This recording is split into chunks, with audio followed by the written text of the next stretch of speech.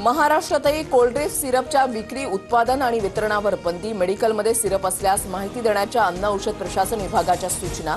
राज्य सरकारकडून toll free number जारी.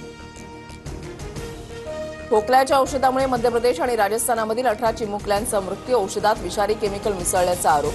केंद्र सरकारकडून सर्व राज्यांच्या आरोग्य सचिवांसोबत चर्चा. शेतकऱ्यांकडूनही कारखान्याच्या नफ्यातून पैसे घेतोय. काटा मारून पैसे कमावणारे कारखाने मी शोधून काढलेत, त्यांना आता दाखवतो. मुख्यमंत्री फडणवीसांचा इशारा. ऊस उत्पादकांना मदतीची गरज असताना त्यांच्याकडून सक्तीनं वसुली करणं हे अत्यंत चुकीचं. मुख्यमंत्र्यांनी फेरविचार करावा. ऊसाच्या प्रतिटन 5 रुपये कपातीच्या निर्णयानंतर शरद पवारांची मागणी. महाराष्ट्रामधल्या अतिवृष्टीग्रस्त शेतकऱ्यांना मदत करण्यासाठी अजिबात उशीर करणार नाही.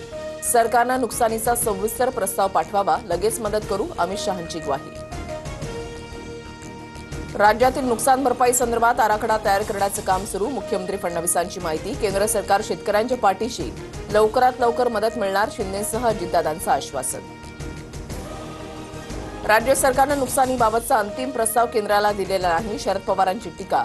तर काहींकडून आपत्तीचं राजकारण. टीकाकारांनी आधी आरशामध्ये पाहावं. फडणवीसांचं प्रत्युत्तर. राऊतांच्या कौटुंबिक कार्यक्रमानंतर राज ठाकरे आणि उद्धव ठाकरेंची मातोश्रीवर बैठक. दोघांमध्ये अर्धा तास चर्चा. पालिका निवडणुकांच्या अनुषंगानं ठाकरे बंधूंच्या गाठीभेटी वाढल्या. रामदास कदमांची पत्नी थेट माध्यमांसमोर. अनिल परबांचे आरोप फेटाळले. स्टोव्हमुळे माझा पदर जळाला होता. ज्योती कदमांनी सांगितला थरारक प्रसंग. तर परबांविरोधात कोर्टामध्ये जाणार. रामदास कदमांचा इशारा. बच्चू कडू आणि गुलाबराव पाटलांमध्ये जुंपली. बच्चू कडू गुलाबरावांच्या पाळधी गावातून चाळीसगावकडे घरी आले असते तर स्वागत केलं असतं. गुलाबराव पाटलांनी डिवचलं. गौतमी पाटीलच्या कारचा अपघातापूर्वीचा सीसीटीव्ही समोर. भोर मुंबई मार्गावरील पेट्रोल पंपाजवळ कार उभी.